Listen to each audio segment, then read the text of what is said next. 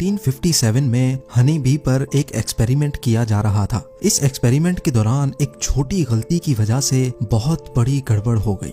ये नोटिस किया गया कि एक्सपेरिमेंट के बाद मक्खियां बहुत ज्यादा एग्रेसिव और वहशी हो चुकी हैं। ऐसा मालूम हो रहा था कि अगर ये मक्खियां एक्सपेरिमेंट कंटेनर से बाहर आईं तो ये अपने रास्ते में आने वाली किसी चीज को भी नहीं छोड़ेंगी।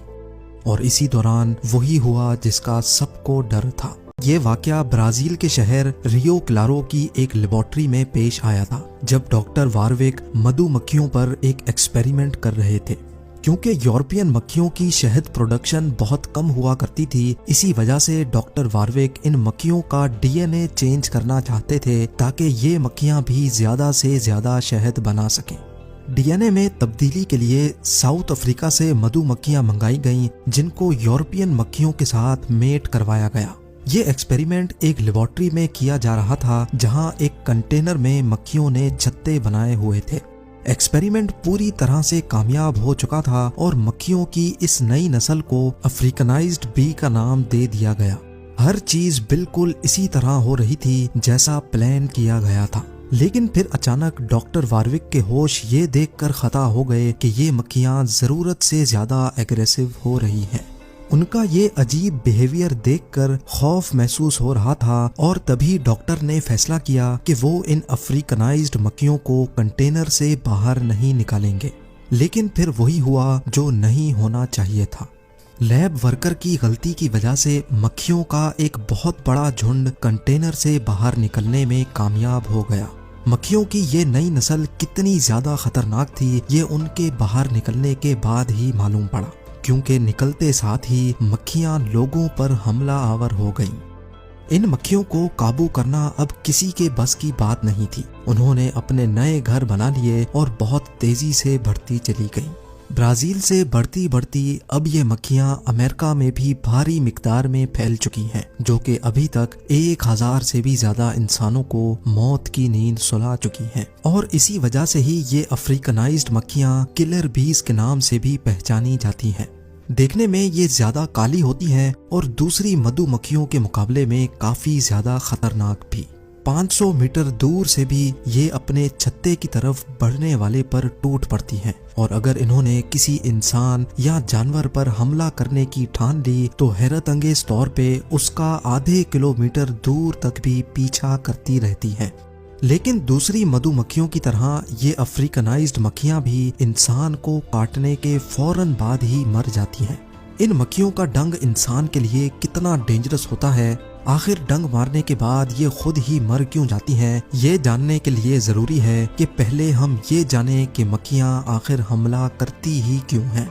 सबसे पहले तो ये समझ लें कि मक्खियों की चाहे कोई भी किस्म हो, वो इंसान पर सिर्फ तब हमला करती हैं जब उनको खतरा महसूस होता है। नॉर्मल मधुमक्खियां तब हमला करती हैं जब कोई उनके हाइव्स यानी छत्ते को हाथ लगाता है।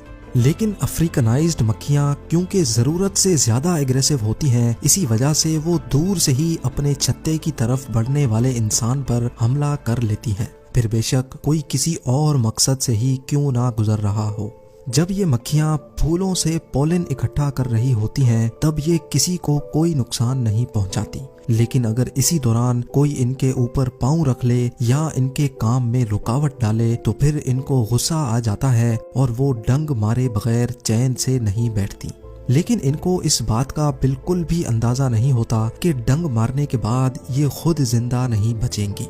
असल में इन मक्खियों का डंग एक डैगर या फिर दांतों वाले चाकू की तरह होता है, जिसके दांतों की डायरेक्शन ऊपर की तरफ होती है। जब ये अपना डंग इंसान के जिस्म में घुसा बैठती हैं तो डंग के दांत इंसान की खाल में फंस जाते हैं और इसी वजह से डंग का अब बाहर निकलना बहुत मुश्किल हो जाता है।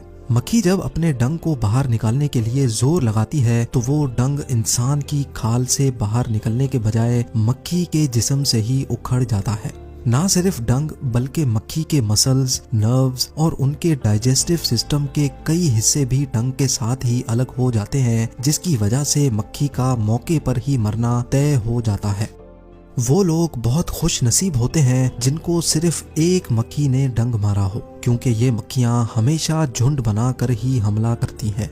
अगर इनके छत्ते के पास से गुजरते हुए एक मक्खी ने भी आपको डंक मार लिया तो उसी वक्त पूरा झुंड वहीं पहुंच जाता है। लेकिन सवाल ये है कि आखिर दूसरी मक्खियों को पता कैसे चलता है कि हमला कहां और किस पर करना है। असल में जो शहद मक्खियां अपने छत्ते में जमा करती हैं वो उनके अपने खाने के लिए होता है। ये शहद मक्खियां अपने बुरे वक्त के लिए इकट्ठा करती हैं, खास तौर पे जब पॉलन का सीजन नहीं होता है। अपने छत्ते की प्रोटेक्शन के लिए कई मक्खियां उसके आसपास बारी बारी पहरा देती हैं। जब कोई इंसान इनके इलाके के करीब आता है तो ये दूर से ही सूंघ लेती हैं और अगर कोई एक भी मक्खी डंक मारने में कामयाब हो गई तो इसी दौरान इनके अंदर से एक केमिकल रिलीज होता है जिसको फेरोमोन कहा जाता है। एक्सपर्ट्स का मानना है कि जैसे ही फेरोमोन हवा में फैलता है तो ये वहां मौजूद तमाम मक्खियों के लिए अलार्म सिग्नल का काम करता है। वो तमाम मक्खियां जो उस वक्त ड्यूटी पर मौजूद होती हैं फेरोमोन को सूंघती हुई फौरन उस इंसान पर टूट पड़ती हैं। इसी वजह से जब आपको कोई एक मक्खी डंक मारे तो फौरन उस जगह को छोड़ देना ही बेहतर होता है। मक्खियों का डंक इंसानों के लिए कितना खतरनाक होता है ये जान लेना भी बहुत अहम है। जब ये डंक इंसान की बॉडी में दाखिल होता है तो ये एक टॉक्सिन हमारी बॉडी में छोड़ जाता है जिसको मेलेटिन कहा जाता है। इंसान की बॉडी फौरन इस मेलेटिन से लड़ने के लिए ऑटोमेटिकली काम करना शुरू कर देती है, जिसकी वजह से बॉडी का वो हिस्सा फौरन सूजकर लाल हो जाता है। असल में ये हमारी बॉडी का डिफेंस मैकेनिज्म ही होता है जो मेलेटिन से लड़ने के लिए जिस्म के उस हिस्से को सूजने पर मजबूर कर देता है। अगर तो डंक ब्लड वेसल के करीब लगता है तो वो ब्लड में शामिल होकर पूरी बॉडी में फैलना शुरू हो जाता है, जिसके काफी खौफनाक नताइज भी हो सकते हैं। या अगर जिन लोगों को मेलेटिन एलर्जी होती है उनकी हालत भी बिगड़ने के काफी ज्यादा चांस होते हैं। इसी वजह से अगर कभी आपको कोई शहद की मक्खी काटे तो फौरन उसका डंक निकालना ना भूलें, क्योंकि जितनी देर तक डंक बॉडी के अंदर रहेगा वो कंटिन्यूसली अपना जहर बॉडी में पंप करता रहेगा। आइए अब जानते हैं किलर बीज के बारे में चंद इंटरेस्टिंग फैक्ट्स। किलर बीज नॉर्मली बहुत बड़ा छत्ता बनाती हैं जिसमें 80,000 से भी ज्यादा मक्खियां रहती हैं। ये मक्खियां परफ्यूम, चमकने वाली चीजें जैसा कि ज्वेलरी और डार्क कलर के कपड़ों पर फौरन हमला कर लेती हैं। इनका डंक तो नॉर्मली मधुमक्खियों जैसा ही होता है, लेकिन ये अपना डंक सिर्फ 3 सेकंड में ही इंसान के अंदर उतारने की काबिलियत रखती हैं। एक मर्तबा जब इन मक्खियों का झुंड मचल जाए तो अगले 24 घंटों तक इनका गुस्सा ठंडा नहीं होता।